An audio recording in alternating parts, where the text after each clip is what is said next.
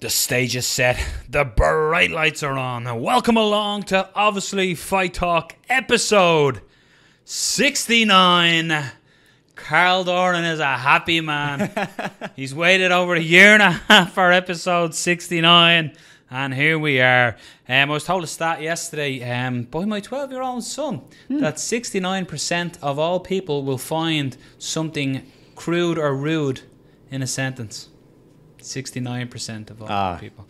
Yeah, nice. My 12-year-old son. Yeah. I'm joined, as always, by Mr. Robert Palin. How's it going, man? How are you? I'm Noel O'Keefe. I never ever do that, but I'm Noel. Yeah, I'm grand. Not too bad. I'm good, man. Enjoyed the fights over the weekend? I did. Yeah, I watched sporadically throughout the last 3 days. Afternoon watching fights. I know, yeah. It is mad though, isn't it? Like, people complain, we never get fights at the right time, and then they were on Sunday during the day, and I didn't even watch them. Yeah, they were on Sunday during the day. I didn't have time. I was doing stuff with the fam. Exactly, yeah. If you're watching on YouTube, subscribe by clicking the subscribe button there. I actually think it is there. It is, yeah. It actually is right. And, what do you think? I was just doing that out of? But basically, you'll get to see all the videos.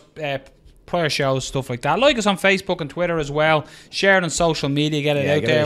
We're at talk_fight on Twitter, and just obviously Fight Talk on Facebook. Like it, join the masses. Over 1,600 now, so join it. We appreciate everybody who supports the show. People who do support the show are Fight Store Ireland. It's the fighter's choice. Check them out. They look after your local fighters and your world champions. And also MMAmix.com. They're obviously good because they're with obviously Fight Talk. So this week's show rundown, Rob, we're going to be joined by controversial bout again at the weekend. Again, yeah. KSW 39. Colosseum. Storm Norman Parke fought in front of 60,000 people, and it wasn't without controversy. We'll be speaking to Norman shortly. We'll also have your obviously quick-fire news. We'll be recapping UFC Stockholm. We'll be looking ahead to what Rob called off-air, probably the best fight of the year. Yes, absolutely. On paper, best fight of the year. Looking ahead to UFC 212. We'll have an MMA Reddit thread of the week. What UFC card or MMA card would you show to a non-MMA fan to try and showcase? Interestingly, MMA as well, it might be a good idea for a new MMA fan to watch this weekend's card. It's a good one. Yeah, there's some good fights there. And again, a lot of people. This was a card that a lot of people sort of washed away and put too much into it. Yeah, it's a good card. Look, let's start where we don't always start because we don't always have a guest waiting for us. But we're delighted to say we're now joined by Stormin' Norman Parke. So welcome back to Obviously Fight Talk. I'm delighted to say we are now joined by Stormin' Norman Parke, coming off a very controversial defeat at KSW 39. Norman, thanks for taking the time to come on to us 2 days out from the fight. Cheers, buddy, no problem. Norman, let's get into it straight away. One of the weirdest things I suppose I've seen in a while and how it was dealt with was the bite in the second round. Like even when you got bit, you were looking up and gesturing to the referee, and the referee wasn't doing that, and he was letting Gamrot basically land shots in you while it happened. So just talk us through what happened. He shot in for the single leg, and he was trying it a few times, and so he shot in the single leg, and I stayed heavy on it, and we were there for maybe 30 seconds a couple of times, and I was threatening to go for a guillotine, but he was defending that pretty well, and then so I thought I'd try and restrict his breathing. So I kind of cut my hand. You're allowed to do it. Cut my hand, and placed it over his mouth to try and lead him into lifting his neck up to sneak in a wee guillotine or something. But he just slipped the head to the side, pulled my finger in, and bit pretty hard. So and that's where it led from there. But I kept gesturing to the ref to stop. He said he bit me, but I don't think he was really listening to it at the start until I actually says, look, and then he says time. So, but definitely he bit the finger. I knew he did it on purpose because I says to him after the fight, I says to him, you did that on purpose. You knew I was too heavy on top. You weren't going to get me down. And he just said, you you're too strong. He never mentioned anything about biting my finger. So.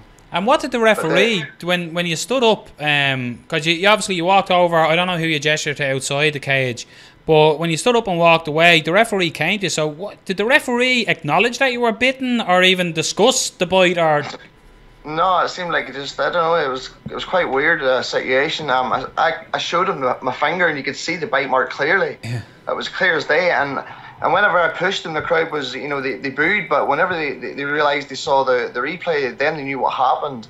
And so I'm not too sure, there was a wee bit of confusion with the referee, and then Martin, he came in and just said, calm down, but I says, here, what's going to be done about this? He bit me, so it's like straight disqualification or a point at least. So that's the way it should have happened. It's not like there was no evidence there or no mark on the finger. The finger was there, the mark was there. So, and he intentionally did it. So I believe that. So we'll see what happens. Are you kind of disappointed that they didn't put you back in the position that you were in? Because when the foul happened, you were on top, you were in a dominant position, but then they restarted the fight on the feet. Are you kind of disappointed that they didn't put you at least back in the same position?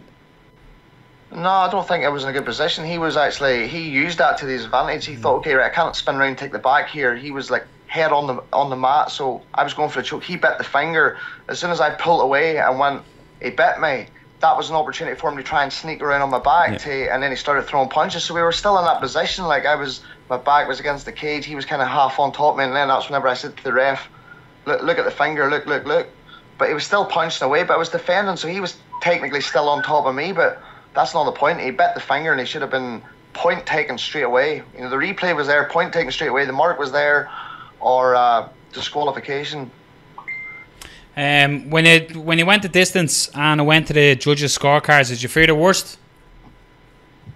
I knew once they says that it wasn't going to a fourth round, I knew that they were going to give it to him. I knew for a fact. Like I thought, you know, I did enough to win the second round, and the first round he probably nicked the first round, but he never got any takedowns. Second round, third round, I pushed the pace, pushed forward, hurt him as well, and hurt him in the end of the third round. So I felt there should have been a fourth round. But looking back on it, they're going to reassess it and look over the fight to see what they're going to come up with. Have you looked back at the fight in its entirety? Yeah, I watched it there last night. So yeah, it was a close fight, you know, but it comes down to that biting thing, you know, because it's not like it's not a big fight. It's not like it's just normal. There's a lot on the line. You know, there's a belt on the line, and there was you know, me going potentially 3-0 in my last three fights. So it's kind of a bummer that, but I'm hoping we can look over it and see what happens after this. That's something we spoke to in Belfast after our victory over Paul Redmond, and after the fight, you seemed like, in a way, I remember saying to you in the interview, I said, it's almost like you've lost here with the negativity backstage in Belfast that night. And I said, and you sort of alluded to your hunger and desire, and you spoke about retirement. In a way, this type of defeat has it lit a fire under you now to sort of say, now hold on, I'm not going out this way?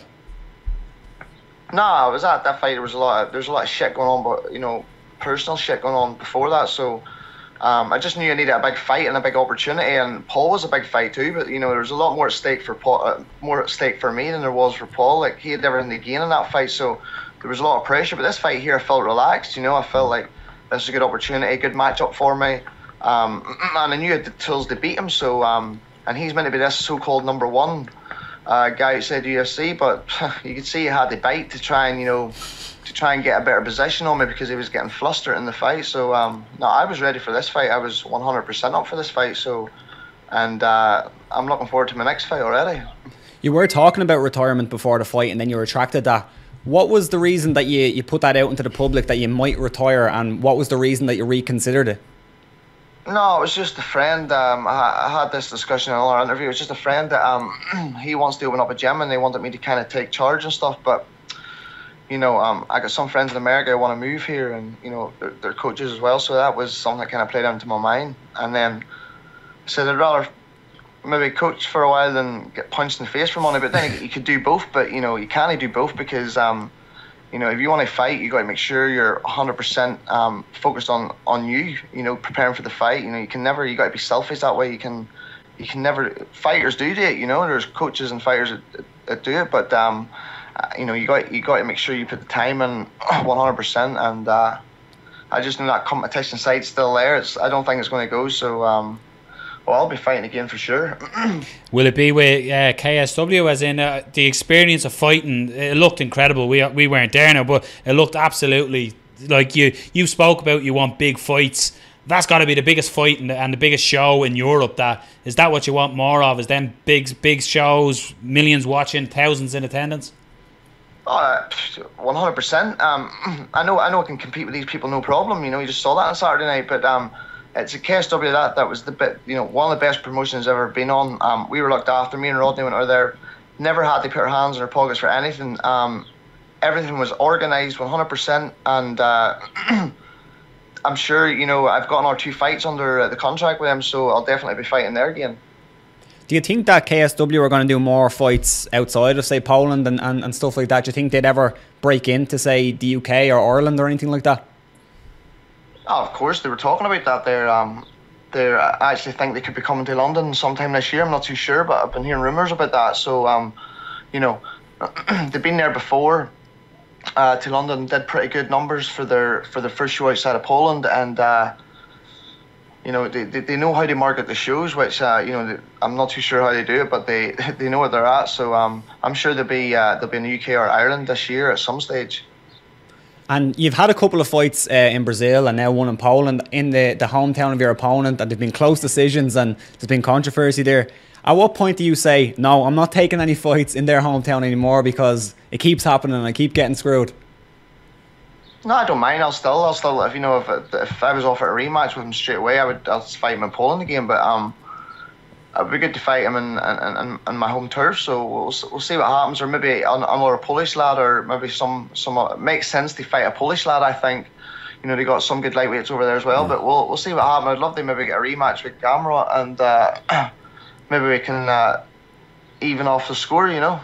It's something that Peter Queally does on a regular basis as well, as he goes into enemy territory and fights the local homeboy and the local home favourite and does it. And like we spoke to you previously as well, I always said to you, what is it with Norman Parke and controversy when you're on the end of the feet? Like, what can you put your finger on what the one thing is that it seems like, as Rob alluded to there, in Brazil you always seem to get screwed by the judges. You've been bitten in Poland, and again, a lot of people then in another way to flip it said you got the hometown support and hometown nod in Belfast against Redmond. But what do you think it is that always surrounds your fight, win or loss, with controversy? What is it? I'm not too sure. I don't know. That's a weird one actually when you think about it. But there always seems to be something.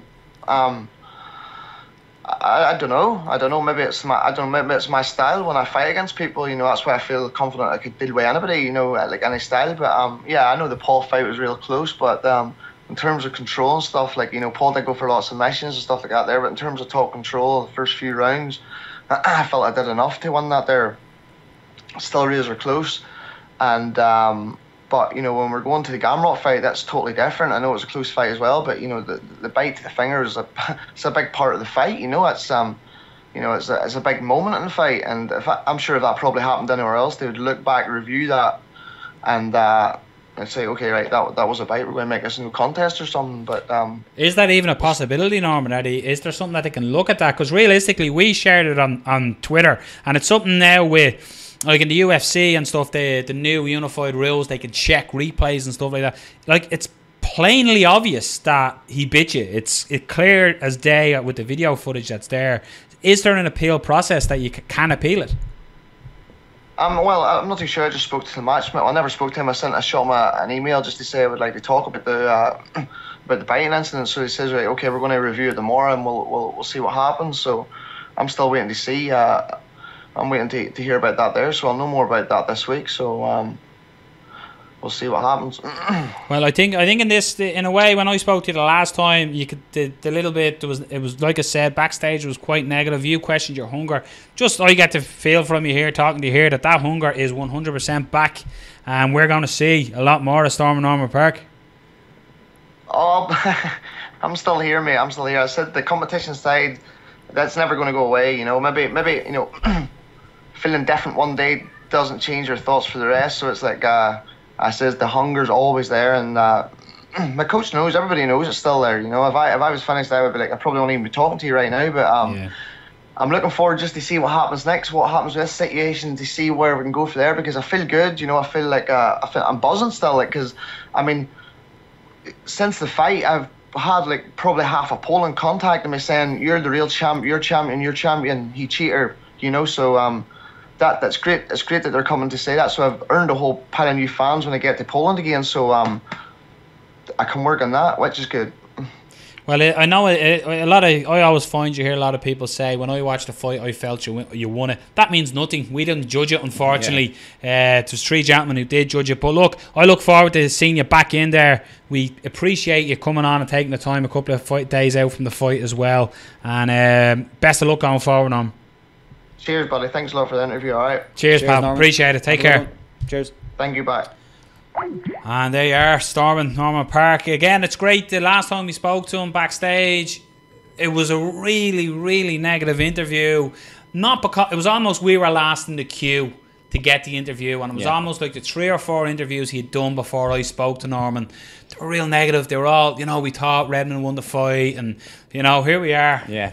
Hannibal Lecter himself. Norman, just before we interviewed Norman, he put this up.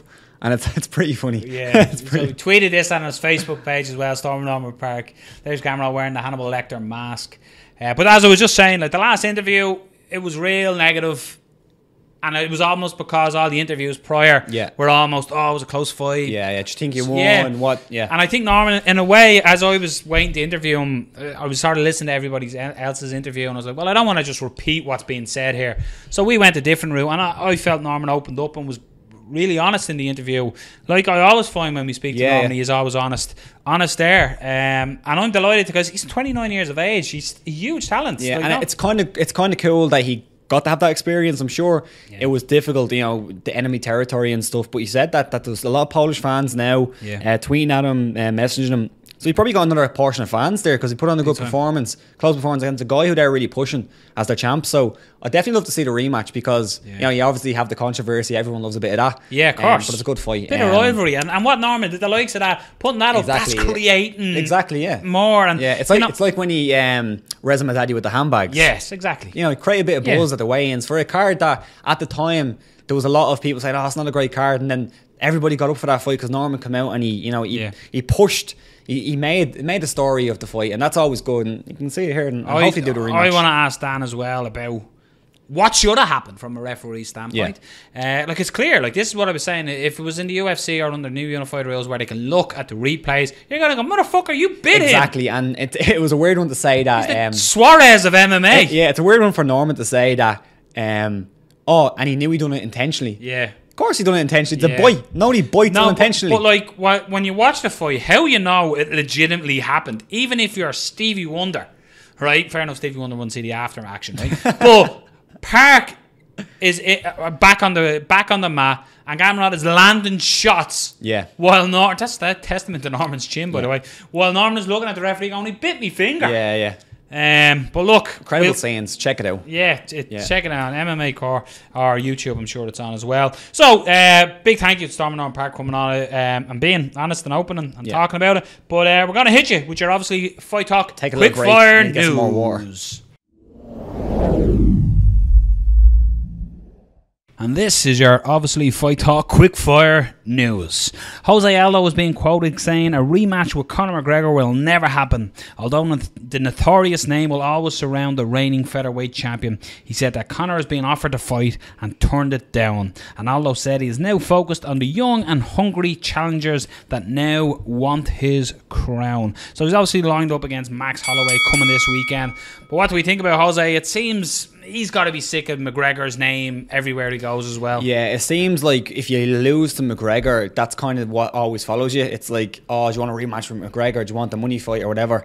I'm sure he is kind of sick of hearing that, and he's probably trying to put that in the back foot because he has a huge fight coming up, and we're going to talk about that fight a little bit later. So I'm sure he's a bit sick of hearing that name, and I do think he does doubt that's going to happen. And I think me and you, I'm sure we're both on the same page. I doubt that fight will ever happen again, especially at 45. No, especially at 45, and then as well, like if you're actually if the McGregor versus Mayweather fight does happen somehow, does he fight MMA again? I think it's legitimate. There's a couple of people saying maybe he won't fight MMA again. I think that's a legitimate thing to say because if you're getting maybe 100 million for a Mayweather fight, are the UFC going to be able to come to some kind of deal with you to fight for even like 20 million or 10 million? And that's still a huge amount for a UFC to pay.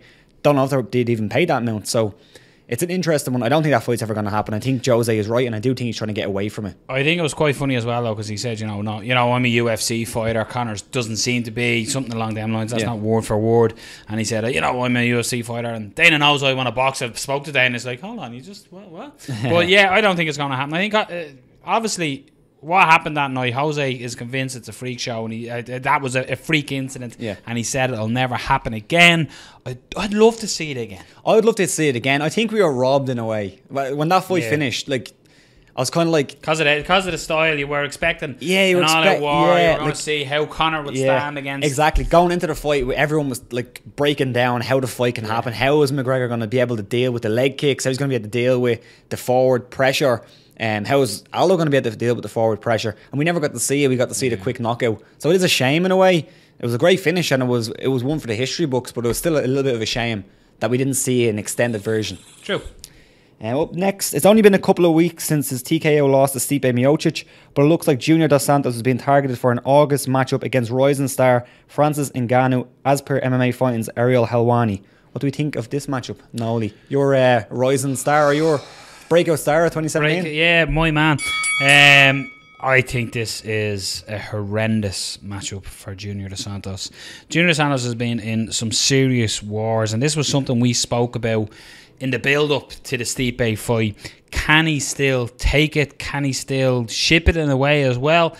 The answers to that, for me, seem to be no. I think Junior's reached the end of his days, and at this stage, this is a fight that, for the UFC brass making it, it's something that they can sell Ngannou on. For me, when he knocks out Junior Dos Santos, they can say, well, he's beating a former champion, and they can build him that way as well, with trying to build him up to a heavyweight title shot.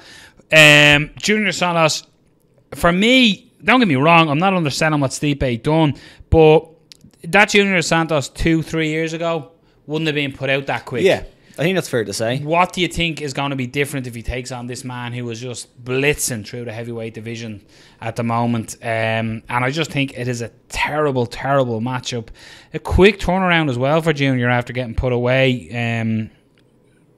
Devastatingly, I suppose, by Stipe as well. And in fairness, Junior probably still sees himself. This could be a great matchup if he got the victory. But no, his coaches should be saying, take time off. You've just been wrecked again. Take time to recover, have a think about it, and dodge. Yeah, it's Francis Ngannou. It's interesting though that you're talking about a guy who just competed for the world title, the heavyweight world title, and you're talking about how this up and comer is a terrible matchup for him. He's at the end of his days, and it's an interesting one because you don't really get that with guys who are coming off a world title fight. So that's what's interesting with Junior. But there was still people going into that fight asking the question: is this the end for Junior? If Junior loses this, will that be the end? Because going into the fight, people were maybe questioning whether he even deserved the title fight because he wasn't really coming off a streak. He had a couple of good wins, but it's a tough matchup. Katsugano has opened up about the UFC athlete retreat, saying, I don't feel like they're considering our positions. Zagano, who said that many fighters felt at times invaded and, quoted, a little insulted. She said, if this retreat was meant to tell us about all the newness that is happiness, not only the millions of dollars that they probably spent on this event and the carpets at the event that will be used once, the wall fixture that will be used once, and how much money went to bring in Snoop Dogg and Michael Strahan. I don't know who Michael Strahan is, by the way, and Kobe Bryant. What these guys get paid to come to this. She said, when we're sitting here broke or struggling, or the people are still on top in the world are wondering what they're going to do next in their career. So this was a big topic. This was the new owners trying to say, this is the UFC, this is what we're going to do. And Reebok, the big sponsors, what do you want to be a UFC fighter for? 50% off Reebok. That's the answer. 50% off Reebok. This was insane. And Zagano was, a lot of fighters are speaking out about it. You can't argue with that. How much are these guys getting paid? And Zagano's probably on what? 15? Yeah. No, you can't argue with it. And I think it's different for different fighters. I think for the likes of Katsugano and then Aloy Quinta, those type of guys and girls who have been in the UFC for quite a bit and they're not really on as much money as they should be on based on their... Katsugano had a title fight. Yeah. And I'm sure she's not making as much money as she'd hope. And Katsugano is standing up and saying, I'll fight Cyborg. Yeah, no, she's crazy. But It's different because then if you're a guy who's just coming into the UFC, and he spoke about this on the MMA Hour or the MMA Beat, which this is a great thing. Like if I'm just making it into the UFC and I'm, you know, making more money than I've ever made, and I kind of see the light, you know, I'm saying, oh, I'm gonna make loads of money, and then they bring you to this thing, all expenses paid, you're getting, you know, free stuff, you're being put up in a hotel, 50% off Reebok. 50%, that's a weird one, but you know, that looks great for them. But then for the guys, as I said, like Katzengano, Aloy Quinta, who it seems like a bit of a smack in the face where they're paying, you know, Snoop Dogg all this money when they could be giving them more money. You know, Snoop Dogg, seriously, what's the story with Snoop Dogg? He's all over MMA. 90s. What's the story? He's all over MMA now. He has interviews with Nick Diaz, and they're pretty fun. I like them. But yeah, you can definitely see their side of it because they could be looking at the amount of money they've been paid. If I just get a little cut of that, I'll be, you know, better. I don't need all this. Comment below, because maybe we're just idiots and I don't know, but like I know I could Google this shit, but why? We have fans that listen to the show. Who's Michael Strahan? Yeah. Let's find out. Yeah. Answers on a postcard. Send it to us. You're up, your shout. Dan Hardy said he's got all the doctor's clearances and is in the USADA testing pool. He wants the right opponent and venue for his return. With Mickey Gall calling for the Brit, who would be the perfect opponent and what would be the perfect venue? Dan Hardy has sort of alluded to this a few times, but now he's saying he's in the USADA testing pool, so he's there. Man, ring rust has got to be huge for Dan Hardy. Like, when was the last time Dan Hardy was in the octagon? I'd love to. That was a bit late. I'd love to, me personally, I'm a big Dan Hardy fan. Haven't just read his book as well. But like, no, I feel like more of a reptile now. Yeah, more of a reptile brain and wolf on the mind and all that soul, animal spirits. Got to be a hippie near the end. But yeah, look. Dan Hardy, yes. Mickey Gall's not the opponent. Mickey Gall would be someone that would be looking to make a name off Dan Hardy, blah, blah, blah, all that sort of things. Like, I think if the UFC was to return to, like, London Nottingham is where it was there before, he fought. Who did he fight? Was that the Conda fight? No. He didn't fight sure? Conda. Yeah. I can't remember. Maybe Tell us below. We're not going to Google it. Yeah, maybe. We're not going to Google it. Who needs Google? But yeah, I'd love to see Dan Hardy fight. Here's one I seen someone comment on. It's never going to happen, but two people are going to come back from a long layoff. I know who you're going to say. Matt Hughes. GSP, Dan Hardy. I'm going to say Matt Hughes. Part 2. I think I'm going to say Matt Hughes. I think Matt Hughes would be... I think that's a decent fight. Terrible fight. Terrible. GSP though, against Dan Hardy. Yeah, well, who else are you going to put Dan Hardy in there with now? Are you going to put him in with a top 10 guy? Absolutely not. Exactly, so who are you going to put him in there? I don't know. I don't really want to see him back. I'm a huge you got to let fan. him get, like, Dan Hardy didn't retire on his terms. That's very true. And I always say it on this show that I'm not going to tell any fighter not to fight, because that's the career, that's what he loves to do. Nobody's going to tell me not to play football or whatever. Who the fuck am I? But I will say, when I don't want to watch somebody, the only reason I don't want to watch him fight and I don't want to see him come back is because I'm loving what he's doing in his commentary. I think he's one of the best analysts, one of the best. Now, will that be an advantage to him coming back with maybe having that mind and looking at? He did say that in a couple of interviews I've seen. And we had him on and we asked him, have you kind of learned more by looking at fighters and analysing them? A year ago said yes. To this week, we had Dan Hardy on the show. Is that true? Yeah. That's mad. James Gallagher, Keane Cowley and Dan Hardy was some show. This time last year. That was some show. Yeah. Go back and watch. I'd like to see Dan Hardy have his terms, but it has to be against the right opponent. Yeah. In Muay Thai news, two-time guest Craig Coakley won in another devastating performance in Italy over the weekend. Coakley finished his opponent in the third round to quieten the local Italian crowd. Next up is the Capital One show in City West, where Coakley aims to confirm his status as Ireland's / Europe's best. I watched Lionheart. I'm not too sure who's filming. Lionheart was doing a Facebook live, and it was like watching the director's cut, just listening to Collie. Right? Yeah, Craigo! Yeah, Craigo! It was quality. Yeah. I want to watch every fight with Collie just calling out the shots. It was brilliant. But yeah, Craig, we had Craig on 3-4 weeks ago, and we spoke about, he's fighting in Italy before he's fighting Capital One, and he looked sharp, devastating. I can't wait to watch the Capital One show here in Dublin City West. Coakley looks sharp. Did you have to catch it? Yeah. Man, he looks. It looks like it's easy. Like, it looks like the fights he's having most recently, they look easy. Yeah. Like, they look so easy. It doesn't look like he's really breaking that much of a sweat. Yeah. Which is crazy. Like, that's insane, because he's not going against guys who are terrible. But you see, that's the thing. I think what Craig does now is Craig is so relaxed in there. So he's fluid. He's going with the fight. And what I know is the great thing with hearing Collie roaring out instructions is you can see how much Craig listens to the corner. Yeah. Like Collie would call out something, and either in that combo or the next combo, Craig is doing exactly what was roared. You can see that when we had him on the show a couple of times, and you can see that every time that he's on, he always thanks his coaches, always calls out for Collie, always calls out everybody in the gym, his training partners, everyone. And I think you can see that in his fights because he does take from them a lot. He's not a very individual guy. He's not saying, I've done this on my own. Yeah. He always talks about, and Lee talks about Lee as well, being a big influence on him. So it's brilliant to see, and I can't wait to see that fight because it's weird. He's doing like almost like a tour. It's like the Craig Coakley tour, and he's going to arrive back in Dublin. It's something we said when he was on. Potentially this could be his last fight in Dublin for a while because he's going to be going over fighting for European But what World a card titles. though. What a card. Capital One. If you're not there, I don't want to know you. But no, seriously, like if you are around now, I know a lot of them might be going to Coldplay on the same night, but this is a lot better than fucking Coldplay. You know what I always Capital say? One, City West. Fuck Coldplay. Boom. That was your quick-fire news, yeah. Beautiful. UFC Fight Night 109 went down on Sunday afternoon, Robert. Weird. Gustafsson against Glover Teixiera was the main event. What would start at the top? I think you have to start at the top. This was a light heavyweight fight. Gustafsson, the hometown favourite here. A lot of pressure. Suffered pressure the last time that happened, and Rumble Johnson took full advantage of that. What did you think of the fight? Looking at it, man, I thought Gustafsson looked really good. I thought he looked like very, very good. His boxing was on point. I loved the way he was a weird way to describe it. He was one shot and he was throwing one shots. He wasn't really throwing combinations that much, but he done it in a good way where he was throwing a lot. He was feinting a lot. And he opened with a lot of feints, and that kind of opened up the uppercut because that's probably the story of the fight. That uppercut, that's what finished it. But you could see he was throwing the uppercut in different ways.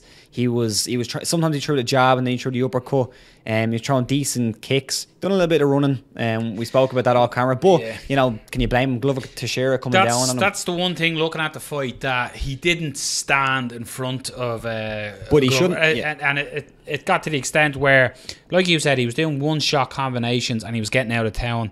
Anytime he got backed up against the cage, he Alistair over-aimed it and literally got out of there. Again, not to be criticised, you could say, as Joe Rogan said, he was resetting. Yeah, he was resetting, and a couple of times he did run though. He did run, but sometimes it's different with it's hard to kind of swing off the cage. You kind of just have to get out of the way. And he got caught a couple of times, and he'll definitely look at that because there was a couple of times where he was ducking down and trying to move out of position, and he was trying to run away or try to get away from the cage, reset himself. And Glover was kind of reading it, but there was some nice times where he was going one direction and moving the other direction. He showed great footwork, as Gus always does. But there was some great combinations when he did throw combinations, and he was throwing the uppercut and mixing with the overhand right as well. And he dropped him a couple of times as well, and he hurt him a couple of times. Glover just couldn't get going. But I suppose, looking at the finish, absolutely beautiful. People will say, how did Glover not read that uppercut? It's because of all them feints. Yeah, but it's feints and he was hurt after the first one. He was hurt, and that's it. There was a few times as well in it. Glover showed how, some people, I always say expired date, all that I always bring up. When Anthony Rumble Johnson marked him in 13 seconds, was that the end of the chain? No, he took some big shots in this fight. I think a few times he was actually more hurt than Gustafsson realised at points in the fight. Even a few times when he knocked him down, was it the second round? Gustafsson put him down, and he went in and was landing big elbows. But Glover was showing good moves off the back, looking for the armbar. I loved that moment when he went for the armbar, but it was almost like he was looking for the armbar just to get into half guard. Once he got into half guard, he went deep half and got out the back door and then got into the position. And that was Glover when he was hurt. That's really impressive. Another point in the second round, I believe it was the John Jones-like elbow by Gus. He landed, and then he landed it. It's weird because he landed it in a combination. He landed the elbow, spinning back elbow, and he landed like a little shovel hook, and then another left hook, and then finished it as well. And I think that's when he dropped him. That finished though in the it was the fifth round, wasn't it? Yeah, fifth final round. When he landed the first uppercut, how did Glover take that? He landed a second uppercut. I'm like, how is he standing? Yeah. And the third one, really rocked him to the extent that he was going down, and the hook was just the right hand. Yeah, the right hand was just the cherry on top. He was done. But a beautiful performance by Alexander Gustafsson, and it really puts him back in that well again. It definitely does. Just moving back to the actual fight, because we were speaking to Brendan Dorman, and we're going to have probably Brendan on next week to talk about Aldo, Holloway. That'd be a great fight to talk about, hopefully. But he spoke about feints as well in one of the past videos, and you could see before Gustafsson threw that first uppercut in the fifth, he was kind of pawing out his jab. He was just pawing it out. I noticed that a lot in the fight. But he was pawing it out, and then he kind of just landed it a little bit. It wasn't doing any damage, but you could kind of see Glover. He was reacting. He was reacting like to every single movement that Gus was making, especially coming into the later rounds, like that the moment when he was kind of pawing out the jab. But you could see when Gus was just little moves, and literally Glover was doing this. He was doing this every single time. If you're listening, I was moving my head crazily. But it was a beautiful performance. Puts Gustafsson back into that position where he's always been, kind of just under John Jones, under Daniel Cormier. But yeah, beautiful performance. The light heavyweight division is crazy again, because the co-main event, which we'll talk about, a man that was supposed to be maybe the next challenger at one point, lost, but Gustafsson back in there. I'd love to see the John Jones fight soon. You know, it's the big thing, isn't it? And he spoke about it beforehand. It was like, a quick-fire thing where they sort of gave him names, and Gustafsson sort of had to answer quickly what he thought. And when they said John Jones, he said the real enemy or something like that.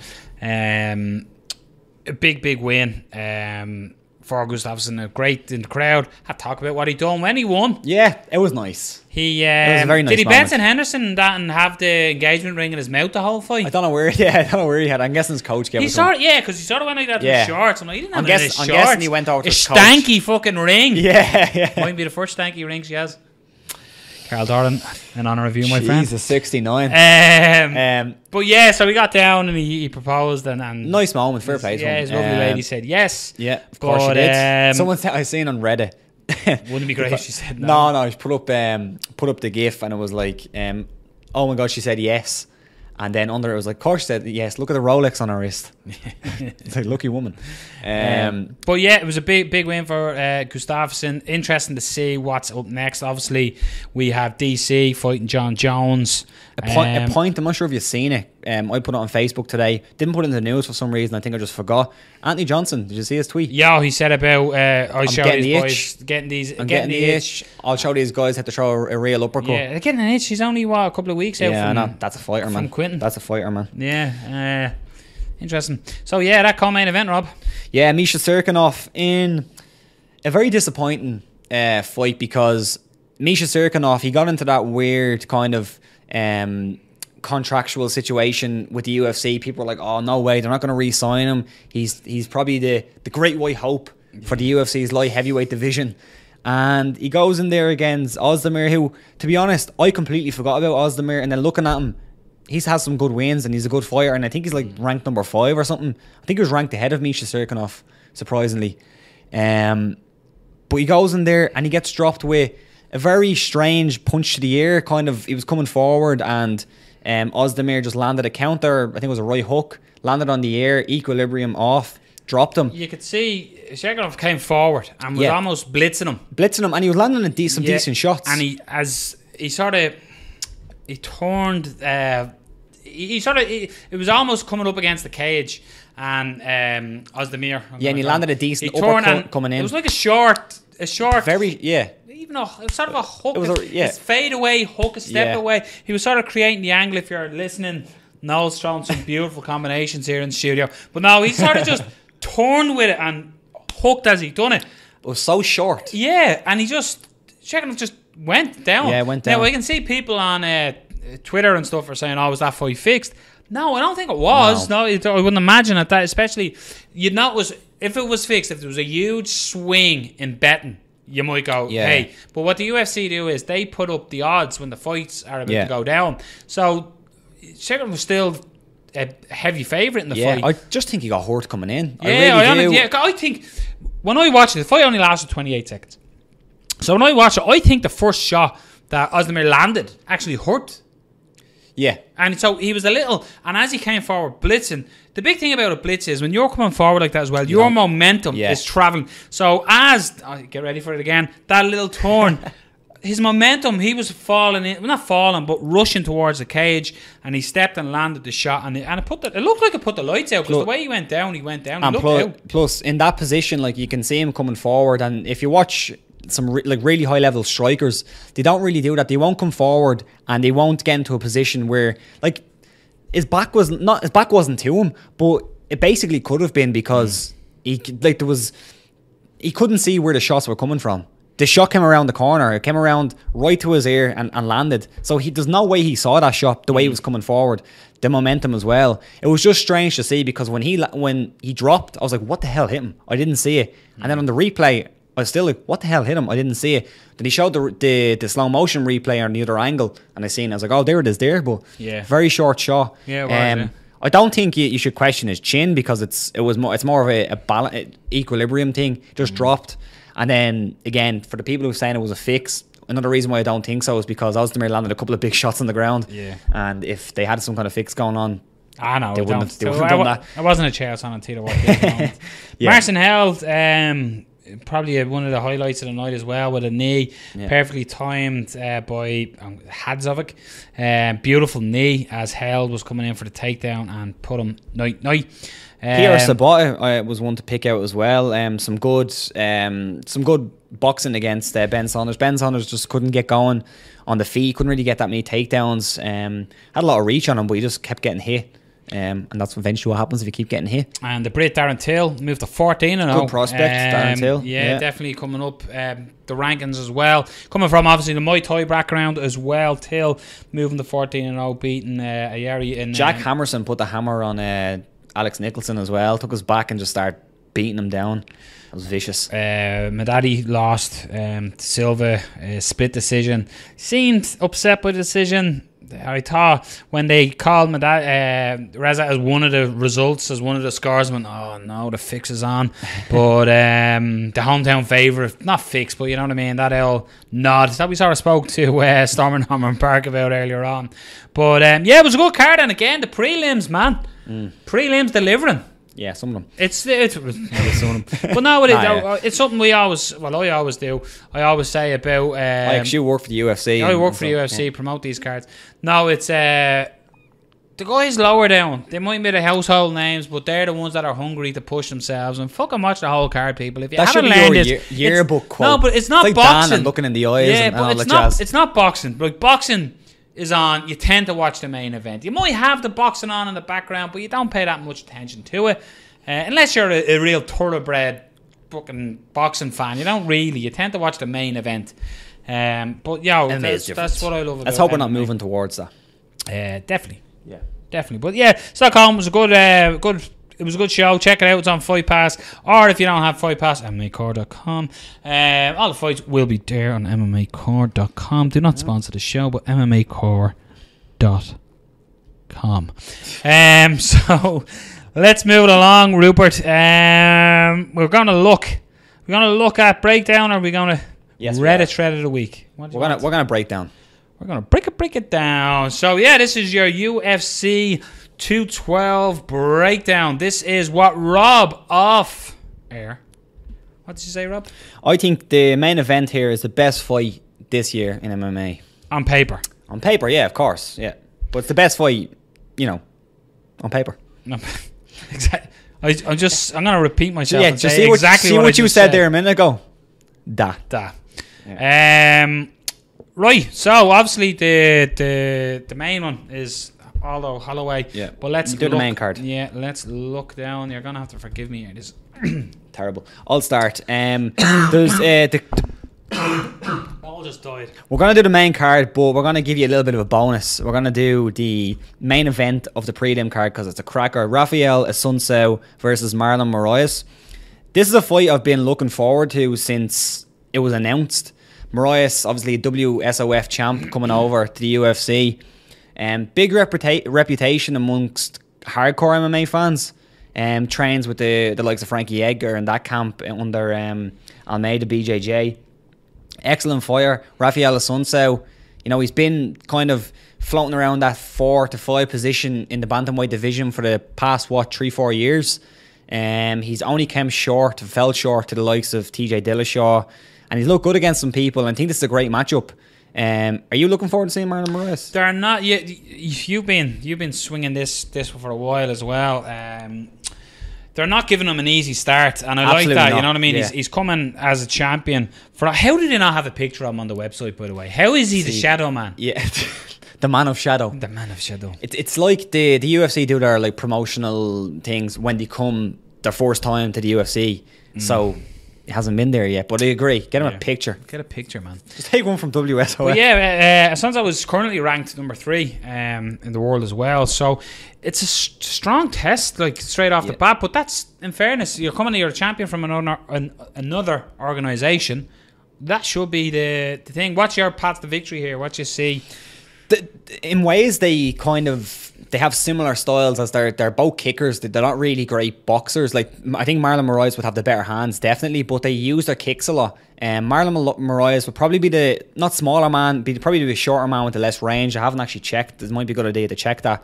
But he's probably a more powerful man in my opinion, and his leg kicks are a lot better. There's a problem with, for me, Assunção. The reason why I'm going with Marlon Moraes, and I could be wrong on it, because again, Assunção, I've picked against him quite a bit, even though he's looked really good. But I think his output is a lot less than Moraes, where Moraes is really good. He reminds me of Frankie Edgar. He does train with Frankie Edgar. It reminds me of that in certain ways, where you'll see him, the minute he comes out, he'll be moving similar to Frankie Edgar. He'll be moving the head. He'll be constant movement. Whereas sometimes Assunção can come out and he can be a bit flat-footed. We've seen it in the second TJ Dillashaw fight. The first one he looked really good, even though I'd scored it to Dillashaw. The second one kind of came back and he looked a bit flat-footed, where Marlon Moraes is always moving. Heavy leg kicks, change of stance constantly. Very, very good fighter. Showed he can go the full 5 rounds, 3 rounds. And I just think he's going to have a little bit more on the output than Assunção. I think Assunção can get stuck in that kind of, he'll throw a couple of leg kicks and he'll set himself, where Moraes will constantly go. What do you think of the famous octagon jitters? Do you think that is do you think it's real, number one? Yeah. And is it something that's going to happen? I think it's real to an extent. I think it was more real a couple of years ago when the UFC was, still is the number one game in town. But I think a couple of years ago you had guys coming up and, the UFC was this, proper pinnacle, and you can't get any better. You shouldn't fight anywhere else because this is it. Where Moraes, he's had some good fights in the WSOF, and he I'm not sure, contract wise, how long they were negotiating, and if it was, the minute he got an offer, he went to the UFC. I don't really see it like that. I'm guessing he took his time. Like, he's under some great coaches, under Mark Henry, and he has Frankie Edgar in his corner. So I don't think it's going to get to him. I really don't. But I do think I underestimate Rafael Assunção quite a bit. But I'm still going with Marlon Moraes. But I'm going to go with decision. I think he's going to just outpoint him. But I think he's going to look pretty good. And I think Assunção might look a little bit flat, because against guys with high output, TJ Dillashaw in the second fight, he can look a little bit flat. So I'm going to go with Marlon Moraes by decision. One thing that Moraes will have here as well will be, he has that champion mentality. Yeah, he's been champ for quite a bit. I don't. Right, there is. We talk about a good bit about the UFC monopolising and being the number one, and we're sort of saying that gap potentially is closing with the signings of the likes of Bellator. But I think it's fair to say there's a gulf between World Series of Fighting and the UFC. So it is a big step up in that sense. But I still feel a champion's mentality, be it if you're fighting on Bama, Cage Warriors, Clan Wars, Man of War, UFC, WF, whatever it is, if you're the champion of the division, you still have a little bit of swagger and a little bit of confidence. Sure. Just because you vacated that title and you're now fighting on a different canvas and a different shaped cage, I don't think that changes that much. No. I have to be honest, I haven't seen that much of Marlon Moraes, apart from what you have sort of showed me, and you spoke so highly of him. So I'm looking forward to watching him fight. Yeah. It's a stiff competition fight. Is it straight away a number one contender shot? Like, winner is the number one contender? I'm not sure. Maybe for Assunção. I don't know. It might be too early for Marlon Moraes. Maybe he can compete. Like, he's 18-4-1. But if you look at his recent record, he hasn't really fought that many good fighters. So it's difficult. I hate when people say, oh, he hasn't really fought anyone good, so I'm not going to pick him. I think that's a bad kind of way of picking fighters. He's looked impressive in most of them fights, but you can't really tell how good someone is until they face that competition. But you can't say because he hasn't fought anyone great, he's not a good fighter. He might be just getting... He's fought who was there. Josh Hill, he's a decent fighter. Knocked him out with a beautiful head kick. And I love the way he goes low. He does that. Brendan talked about it last week. It's the old school look down, kick high. He'll establish those low leg kicks and then he'll kick high. And he done that against Josh Hill. Against Silva, it was a weird one, kind of a knee injury or something, as far as I remember. But yeah, lower competition, but number one contendership, maybe for our son if he wins. I think he's got every finish in the book, really. He's got submissions, he's got finishes, and he can go the distance. So he's all around. And I honestly think that championship mentality is something, like I said, you carry that anyway. So I'm gonna go with it as well. I'm gonna go with Marlon here in this one, and I reckon he might get it done. A really impressive opening UFC. Again, I don't think I've ever watched this fight live. I've watched three. Yeah. So it's... Well, yeah, I don't even know if I watched it live. WSOF, it's difficult. I've watched a few where I've got a dodgy stream. God bless the internet. But I'm going to go to finish probably in the second round, and I just think make a big statement coming into the UFC. It's the best way to do it, really. Yep. So up next on the card, the first fight on the main card, and it's another cracker. Eric Silva versus Yancy Medeiros.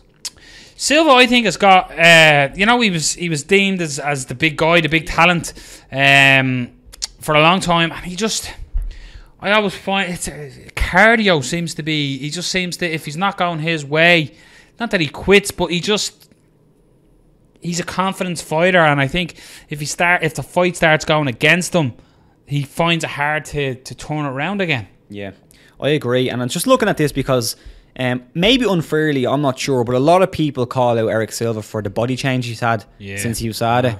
Here's an interesting one, and again, I'm not calling Eric Silva out on this per se. It's just an observation that I had. Look through his record, and the last fight that Eric Silva won outside of Brazil was in 2012. Charlie Brenneman. Wow. When you look at it that way, that's insane. That's kind of insane, isn't it? And Eric Silva, he's been one of those guys, as you said, he was kind of looked at as... Well, he's laughing because this is in Brazil, so he's grand. Yeah, but he was kind of looked at as the next guy. He's the next Brazilian. He kind of had, no similarities to Anderson Silva, but he has that kind of swagger. He was knocking people out. Very exciting. Still is very exciting. Look at his last fight. Brilliant performance in Brazil. This one's in Brazil as well. But Yancy Medeiros is a guy who has, I think, most likely a better chin. Eric Silva's chin is definitely questionable. He's been getting hit quite a bit. It mightn't be his chin, it might be just that he leaves himself open because he's very, very wild the way he strikes, which can go, can work towards his style because he has got these crazy knockouts, but it can also play against him because he's got knocked out a couple of times as well. Whereas Yancy Medeiros, if you look at the Trinaldo fight, went to decision, was getting hit quite a bit. You look at even in his wins, like the John McDessie fight, he was getting hit quite a bit, but he was just staying in there. And I think this is going to be a similar fight where it's going to be a battle of the chins. And I just think Yancy Medeiros has a better chin. I think they're similar level in the striking. So I'm going to go with Yancy Medeiros. I'm going to say he wins just by withstanding what Eric Silva has and Eric Silva not being able to take the shots that Yancy Medeiros lands. I think when Silva arrived first, there was a mystique. There was a big mystique about him, yeah. And in a way, that's being washed away. So I think the opponents he fights now aren't coming into it. It's almost...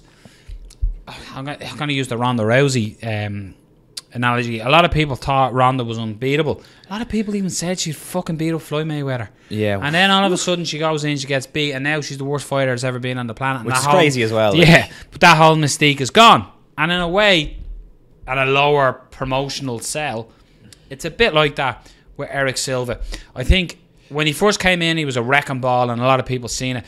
But since then, it's changed quite dramatically. Yeah. Well, like what you said, I just think with the fight, if it's not going Silva's way, I honestly think this will fall into Yancy Medeiros' hands. And if he keeps pushing, and if he can take I can imagine it being an onslaught by Silva, and if he can ride that wave and get through that, the fight is going, the whole momentum is going to go with Janssen Medeiros, and I can see, that's how I can see the fight going. I can see Silva starting bright and strong. Absolutely, yeah. But then when Medeiros is still standing in front of him, the frustration will come in, the cardio will come in, and that's when Janssen Medeiros will take over the fight. I'm going to go with a decision with Medeiros, and I'll even call it 28-29.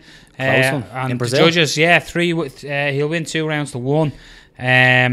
But yeah, I just see Eric Silva in a way, like it's disappointing because I wanted to see him do really well. He has that, too. He has that. But I think look, and, it was a good point on the mystique, because I do agree when he came in, he was a bit of a phenom. Like it was kind of harking back to the Vitor Belfort. He was coming in, the Brazilian guy, wrecking everybody. And I think the turning point was probably the Dong Hyun Kim fight, because he came in and he lost to Carlos Prater, where it was a kind of a DQ. Then the John Fitch fight happened, and John Fitch just out-wrestled him, out-grappled him, and everyone was like, yeah, of course John Fitch out-wrestled him, that's what John Fitch does.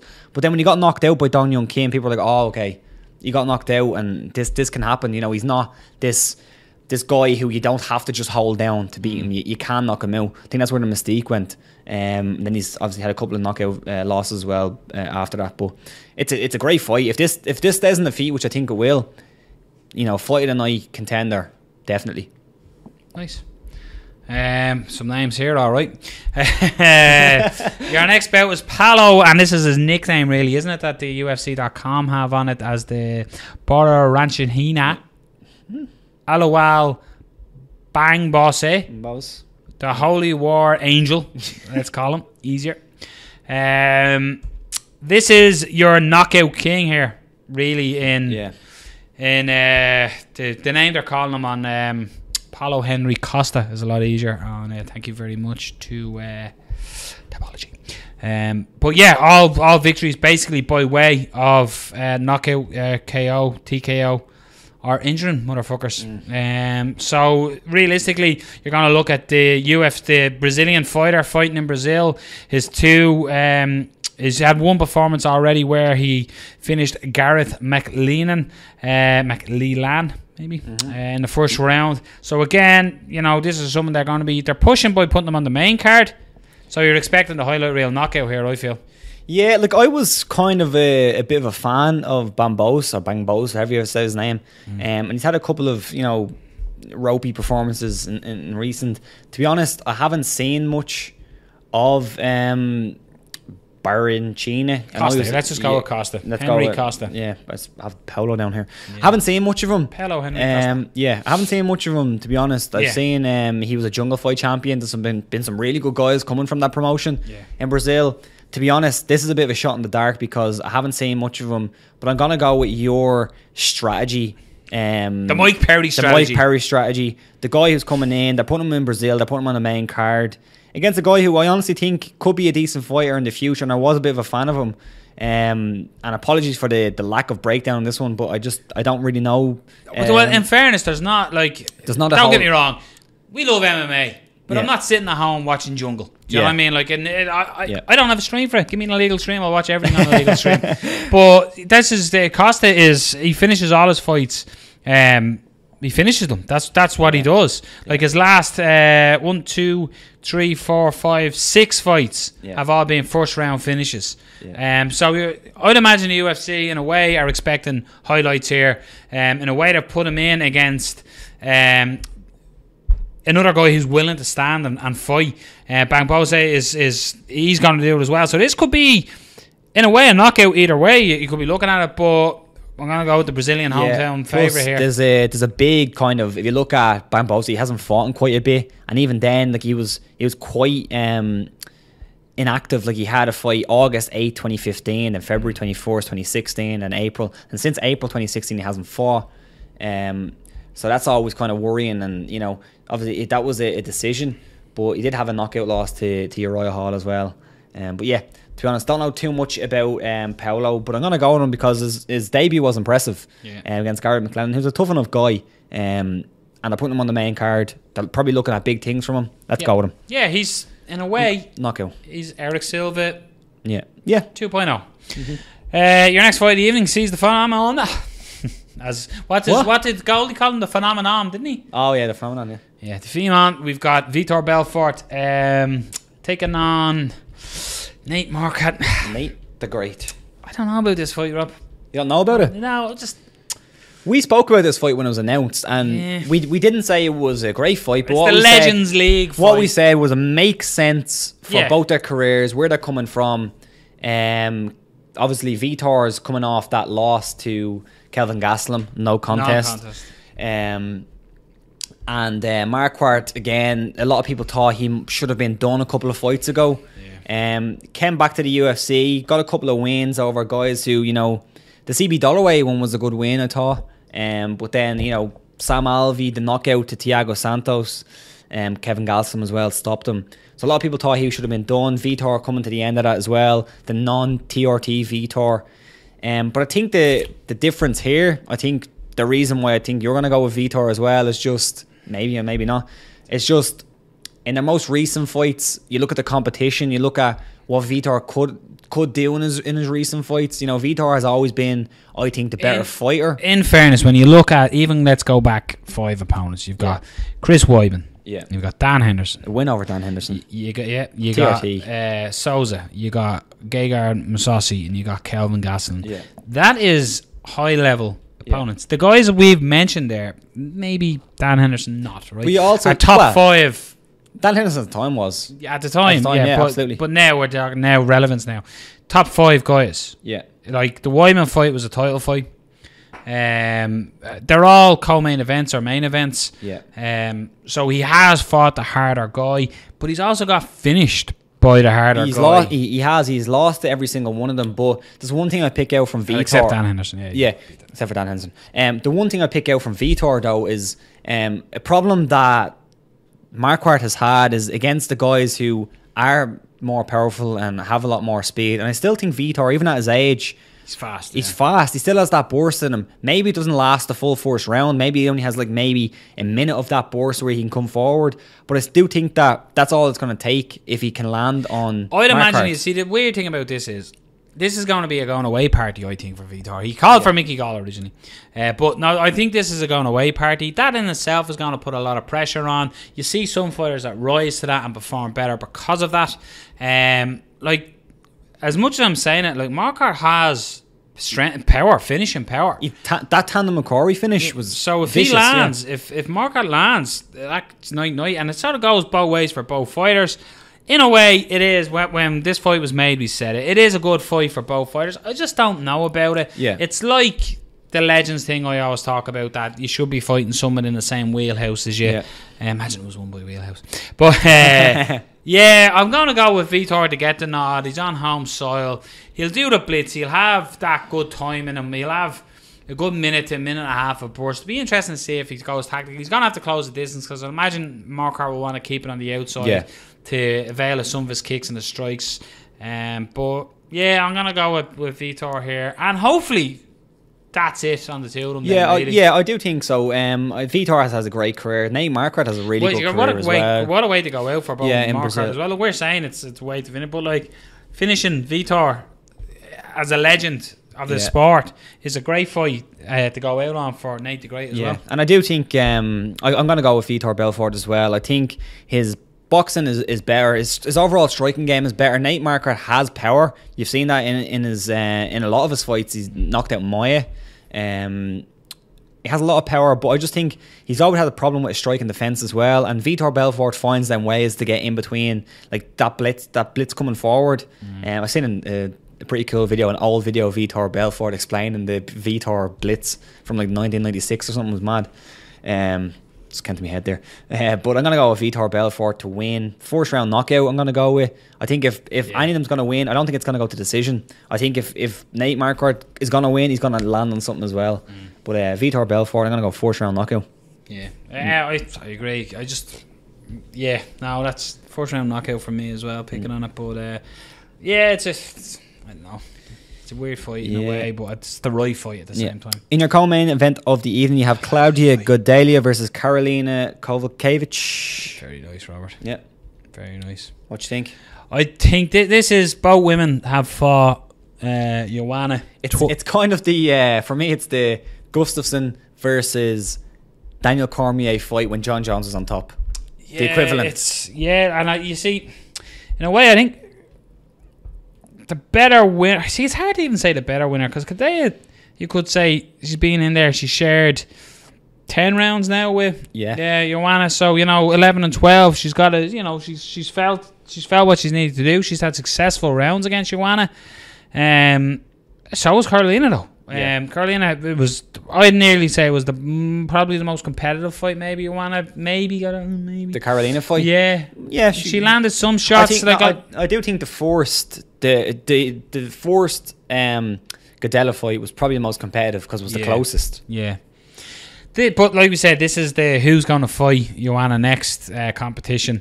It's a good fight, and you're going to have, in a way, it's a very similar fight to Claudia Joanna, because Carolina is going to be the stand-up striker, and Claudia is going to want to get her down.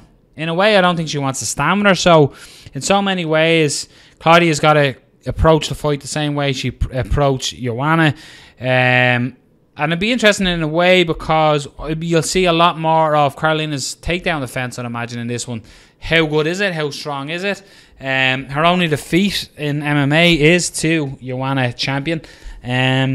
So yeah, it's.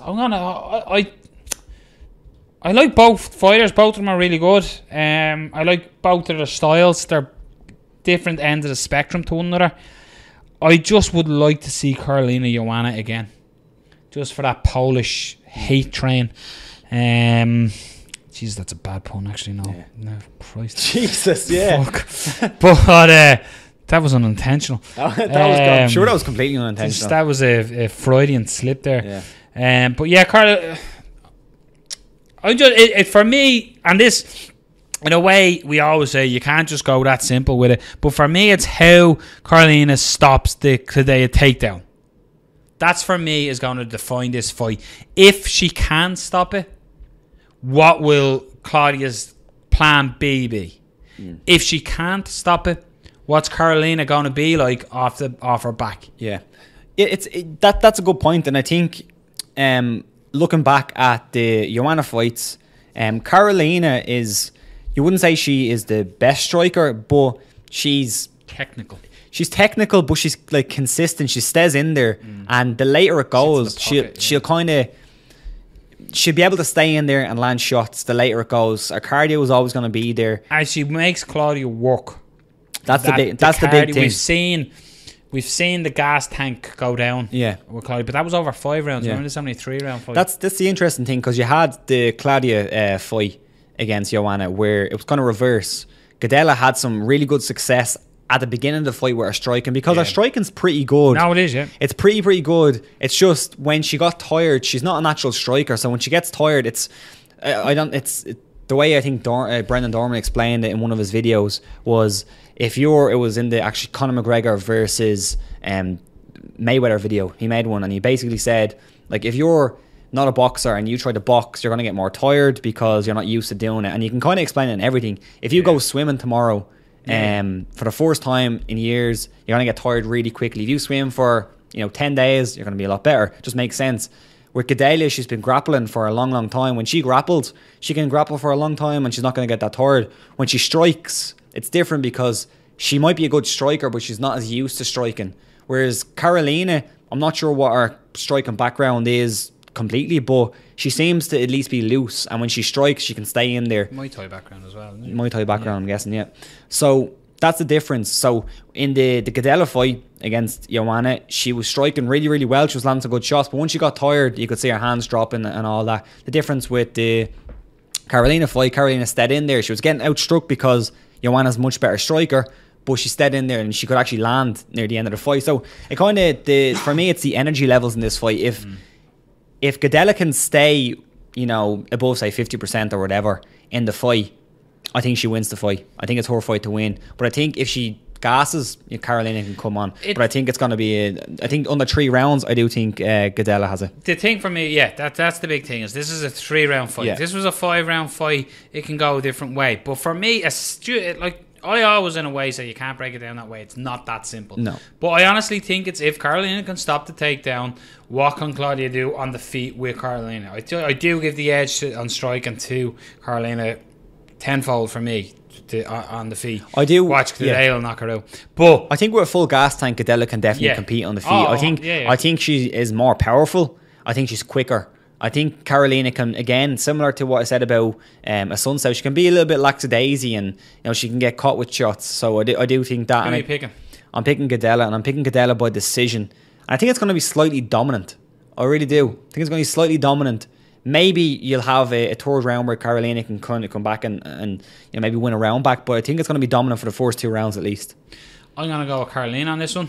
I'm going to get her to pick her off, time her with her takedowns, punish her every time she goes, looks for the takedown, punish her, use her technicals. One thing Carolina does is stays in the pocket and lands the shot. So if Cadella lands the 1 or 2, she'll stay there, absorb them and land the shot, and I think she'll hurt Cadella doing that. I think she'll get the decision, but she'll have the brighter spells in it. I think it could be a split 29-28 on judges' scorecards. 1 giving it to Cadella, 2 giving it to Carolina. I think it's a great fight, and it's a great fight for women's MMA as well. And the weird thing about it is, if they get the title shot against Joanna and they lose again, it's such a weird situation for both fighters. What do you do next? Yeah, and it'd be very interesting to see how Carolina does trying to get off her back, because conventional wisdom will say that Cadella will get a takedown. And once she gets that takedown, what will happen there? That's interesting. And also interesting one, I'm not sure exactly when it was, but I know Cadella left Nova União.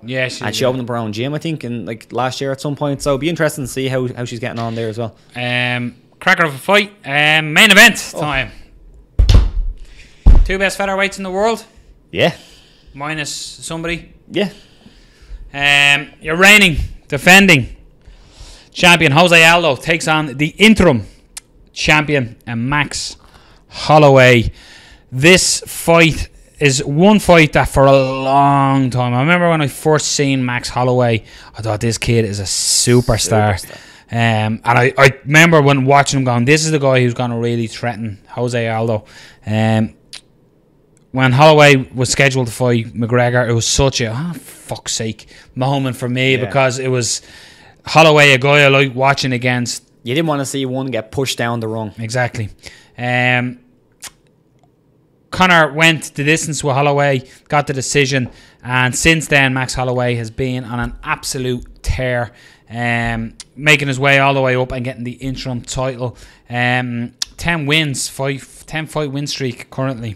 Since getting beat by Conor McGregor against Jose Aldo. Many people are saying he's not the real champion because McGregor was vacated, let's say it that way, was stripped basically of his title. So since the Conor fight, he went and put on an incredible performance against Frankie Edgar. So a lot of people who said he's done, he's finished, he's whatever against Conor, no, he showed against Frankie Edgar that he is an absolute superstar. This for me, I sort of fell into that.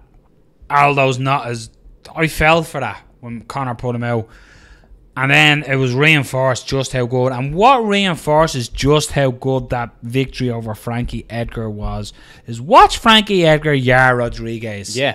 That's how good Jose Aldo is with what he done to Frankie That's Edgar. A great point, because a lot of people don't really look at that. Like even me, sometimes you don't put it in perspective of who the guys are these fighters are fighting. Because Frankie Edgar, again, another guy who just went out there against a guy who I think you, especially me, I still think he's the future of that division. I still think he's the future of that division. I think he needs to work on some things. I picked against him, but he went out there and he mauled him. He absolutely mauled him. And Jose Aldo looked phenomenal in that fight. He looked absolutely, I think it's hard to say someone fought a perfect fight, but I think Jose Aldo against Frankie Edgar in that fight, perfect fight. It was a great fight.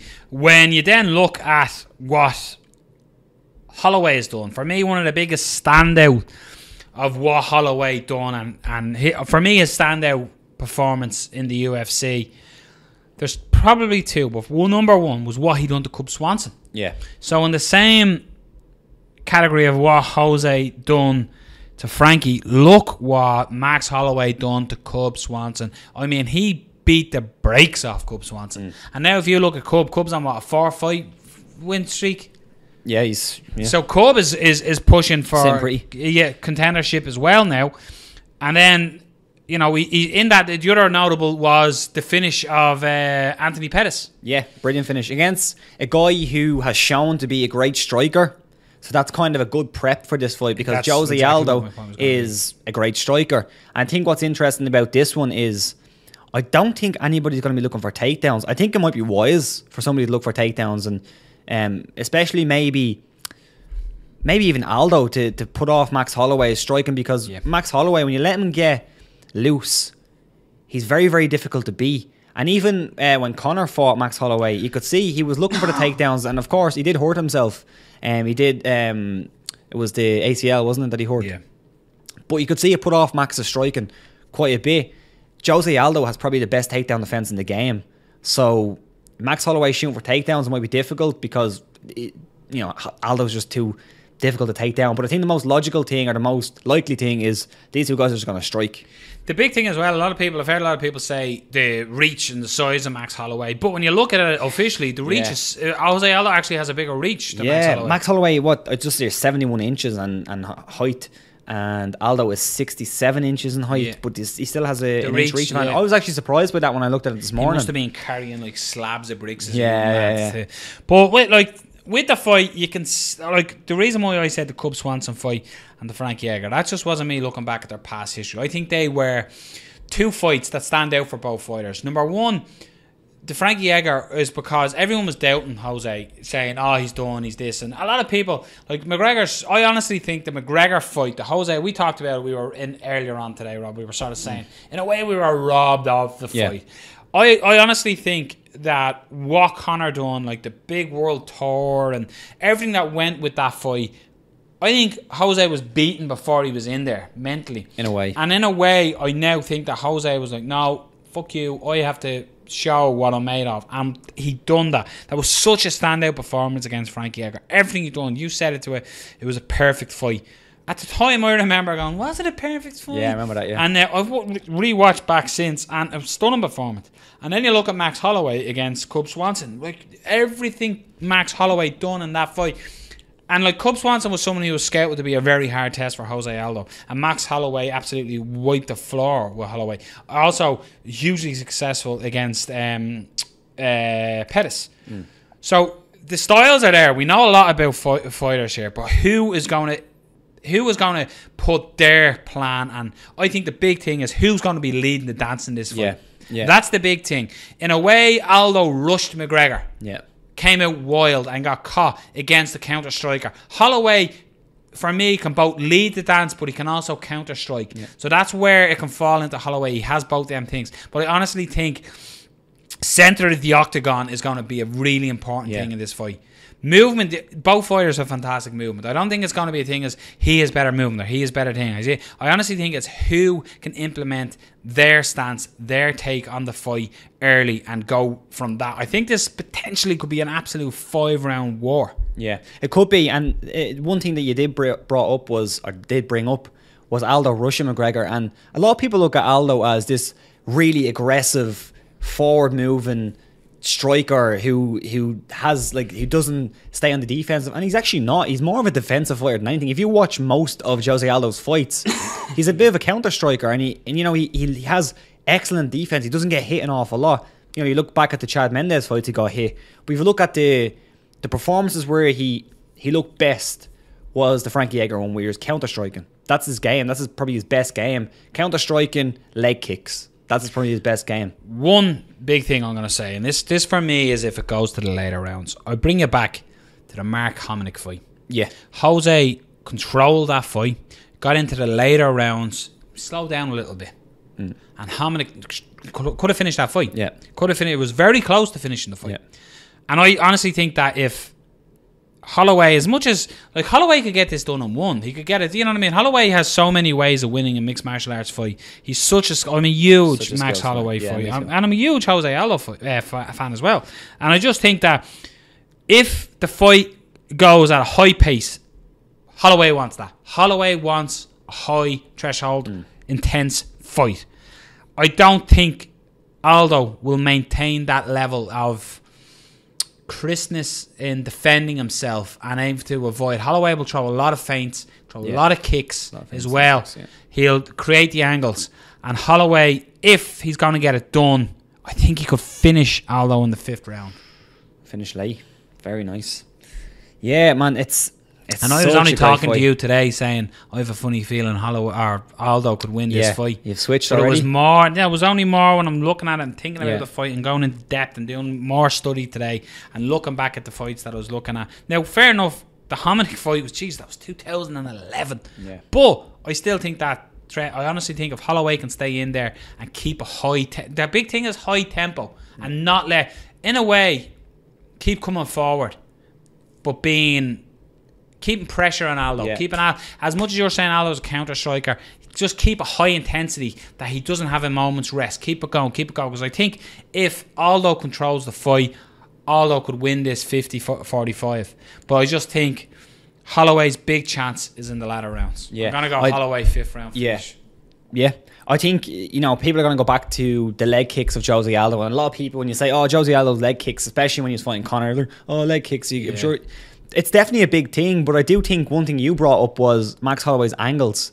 If Max Holloway is on, the angles that he cuts, he won't be there for the leg kicks. If he's on and he's on his game, Jose Aldo, of course, can counter that. And, if Jose Aldo can land one or two of them leg kicks, that can completely change Max Holloway's game because those leg kicks are devastating. But I think with Max Holloway, the angles he cuts, his hands, he has good kicks as well.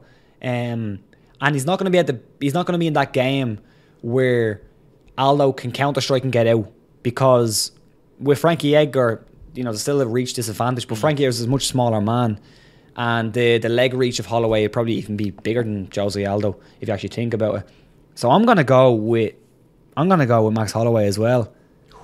Wow. Yeah, I'm going with Max Holloway. Why, what? The decision? What question's going? I'm going to go with decision. I think it's going to be a decision. I think it's going to be a decision. I think it's going to be where Jose Aldo might look really, really lively at the start, and it'll be similar where Max Holloway starts to find his range, starts to land.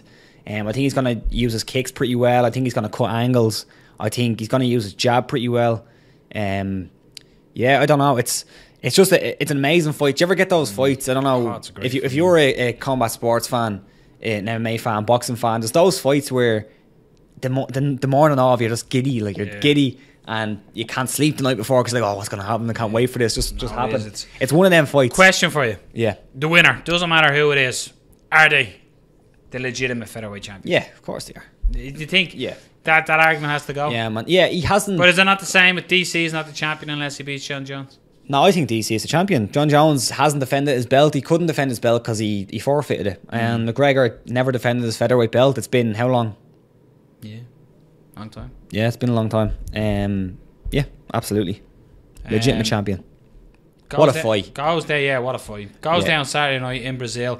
So is it going to be normal time? By the way, that was the 12th of December 2015 was when Conor won the featherweight title. Comment below with your picks as well for the main card and prelims. We might throw our prelim picks up or something in text form. Is the winner of this the legitimate champion, or do they have to solidify it by beating Conor McGregor? By the way, I want to see Max Holloway, Conor McGregor part 2 anyway. Yeah, me too. Absolutely. Even Max go up to 55 because... Yeah, well, I can see, and as well, Jose has talked about that as well. Yeah. So we're going to wrap her up with Reddit Thread of the Week. And basically what this is what UFC card would you show a non-MMA fan to showcase MMA and sort of get them to go, yeah, fuck man, that's, sit like, the way I'd explain it is, sit, a friend or a brother or your dad or something down and go, look, watch this. There's still, as weird as it is, there's still this thing about MMA, a shadow from people who have never watched it. Yeah. So as... Human cockfighting. Yeah, human cockfighting. So what would you sit them down and go, no, have a look. What do you think? So give us do you have the thread up on Reddit? So here, so this is if you don't use Reddit MMA or MMA. I don't use Reddit MMA anymore. No, you don't. Excellent subreddit. Do you have it's basically a forum and you can talk MMA, all the news and all is up there. Who's the guy who posted this thread? She's putting me under pressure now. By Scrayness, SCRAYNES. Cool. Yeah, and I'm embraced the madness on it, and I'm blocked from MMA Reddit. What's the story? Because you're a dick.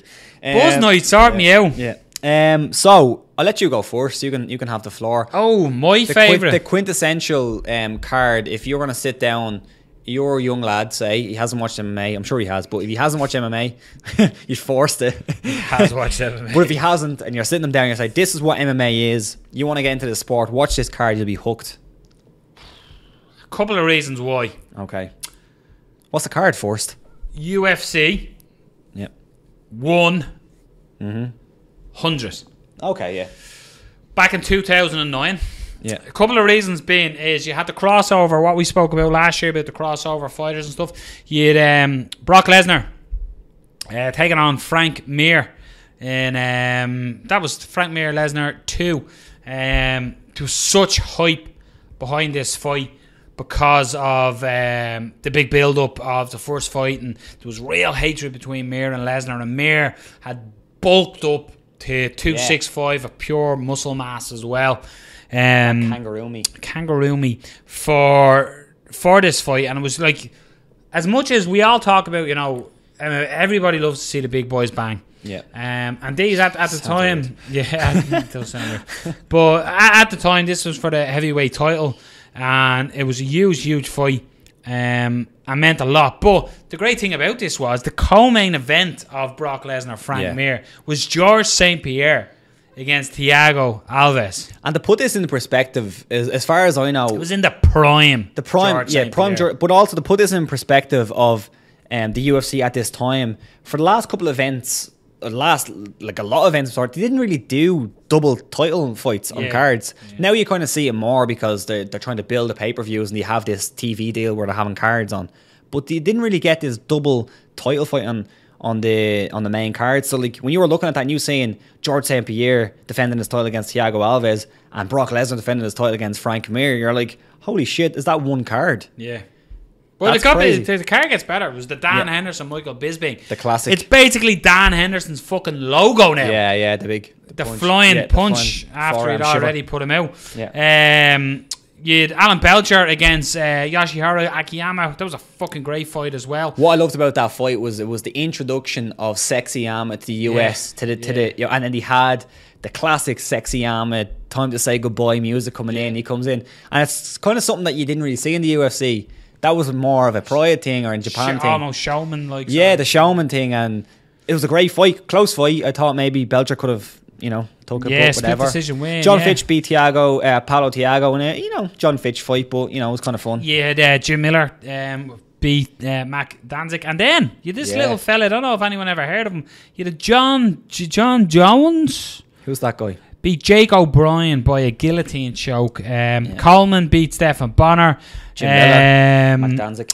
Dong Hum Kim, TJ Grant, Tom Lawler against CB Holloway. It was a great, and all the fights delivered. That was the big thing about. It was a big build up to 100 because it was the whole 100 pay per view, and it was a big thing. John Finch beat Paulo Thiago as well. Yeah, I said that. But it was a stunning card. Yeah, I have gone back a good few times to watch UFC 100 as well. So that would be one of my cards. Because I have a few that I more for the, because that was what year? When did I say that was? 2009. Yeah.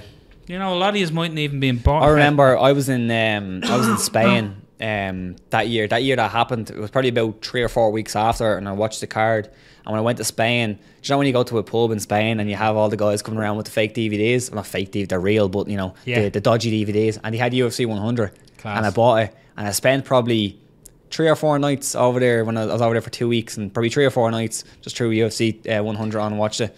I was living in Offaly, and the pub my missus worked in was O'Toole's in Road, and we had Sky, but I didn't have, at the time UFC was on Setanta. Setanta Sports. What happened to that? Yeah, so I didn't have Sky. But when the bar closes at like half 12, never closes at half 12 in O'Toole's. But I drove up and got the Sky card. Oh, did you? And drove back home, stuck the Sky card in, and ching, UFC 100, baby. What's your shout with your card? Mine is a bit more recent. UFC 189. It was the one that was supposed to be headlined by McGregor versus Chad Jose Aldo, and then was in the last week changed to Conor McGregor versus Chad Mendes. This fight card was definitely one of the best fight cards I've ever seen, and maybe because it's a bit more fresh, a lot of people will bring it up more, but just look down the whole card. Every single fight on that main card is highlight reel stuff. You had on top of the card, of course, you had Conor McGregor versus Chad Mendes. Conor McGregor kind of making his way up the rankings. He was supposed to get the title fight there, and everyone was saying, oh, he's skipping the queue, he's not fighting the wrestler. And then at the last hour, Chad Mendes comes in, the wrestler, his kryptonite. Of course, Sinead O'Connor sings him out. Sinead O'Connor sings him out. Excellent fight. Chad Mendes looks great in the first round. McGregor looks pretty good in the first round, but gets taken down, lands some great elbows off his back, but then the second round finishes it. Robbie Lawler versus Rory McDonald, probably the best fight you'll ever watch, maybe, possibly. Ooh. It's one of the best fights I've ever seen. Yeah. That moment where the two of them just stood. And they kind of just looked at each other and you were bleeding. And that was the fight that people thought and still think that maybe changed Rory McDonald. I think he proved people wrong against Paul Daly. Mm-hmm. But one of the best fights you'll ever watch. 2 fights on top of that card are worth the money. You know, Jeremy Stevenson flying knee finish at Dennis. Jeremy Stevens flying knee finish. He was getting caught. He was getting beat. That was a back and forth. That was a barn burner of a fight. I thought Bermudez was going towards a victory in that fight, getting a decision, finished it. Gunnar Nelson comes back with a finish of Brandon Thatch, the guy who lit him up on the feet first. Before Brandon Thatch got to the UFC, I wrote an article for WOW TV saying this guy is an excellent fighter. He's a prospect to watch, and he kind of entered the UFC, looked great, and started, got finished, the grappling was a problem. But then Gunnar Nelson comes in and knocks him down and then finishes him with submission. And Thomas Almeida versus Brad Pickett. I remember we had Brad Pickett on, and I was saying, that was one of my favourite fights. That first round, because in a way, Almeida was seen as the new superstar kid, and it was like Brad Pickett was given to him to elevate. Look, he's beating Brad Pickett. Yeah. But Pickett lit him up in the first round, landed his own flying knees. Yeah. And you're thinking, how the fuck did Almeida survive that? And then fucking, wow. Flying 29 seconds into the second round, flying knee finish. And then you were saying to your screen, to your TV, to your mates when you're watching it there, you'll never see a better flying knee than that, ever. And then about 2 hours later, you see fucking Jeremy Stevens landing a crazy flying knee. And then the prelims were good as well. Matt Brown beat Tim Means in a very good fight. A couple of decisions there. Louis Smoke and Neil Seary. Yeah. Good fight.